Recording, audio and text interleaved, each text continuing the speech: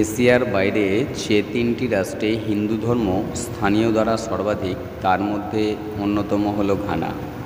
Ghana পশ্চিম আফ্রিকার একটি রাষ্ট্র। 1947 সালে ভারত বিভক্ত হওয়ার পর সিন্ধি বসতি স্থাপনকারীরা প্রথম ঘানায় স্থানান্তরিত হয়ে হিন্দু ধর্মের সূচনা করে। এটি ঘানায় সক্রিয়ভাবে ছড়িয়ে পড়েছিল। ঘানার হিন্দু মঠ, যার নেতৃত্বে ছিলেন স্বামী ঘানানন্দ সরস্বতী, এবং international society for Krishna consciousness. ঘানার সবচেয়ে দ্রুত বর্ধনশীল ধর্ম হল হিন্দু। 2009-এর হিসাব অনুসারে ঘানাতে মোট 12,500 জন হিন্দু বাস করে, যার মোট জনসংখ্যার 0.05%। তার মধ্যে হিন্দুদের অধিকাংশই অধিবাসী আফ্রিকান। ঘানা হল এশিয়ার বাইরে তিনটি দেশের মধ্যে একটি যেখানে হিন্দুরা স্থানীয় অভিবাসী রয়।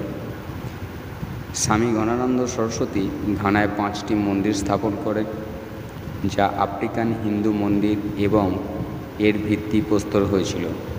ঘানা ভারতীয় হিন্দু সম্প্রদায়ের মানুষরাও এই কার্যক্রমে অংশগ্রহণ করে, তবে তাদের নিজস্ব মন্দিরও রয়েছে। পুনর্জন্ম এবং কর্মের মৌলিক বিশ্বাসগুলি ছাড়াও, যেগুলি হিন্দুদের একটি বিশাল সংখ্যাগরিষ্ঠতার জন্য দায়ী।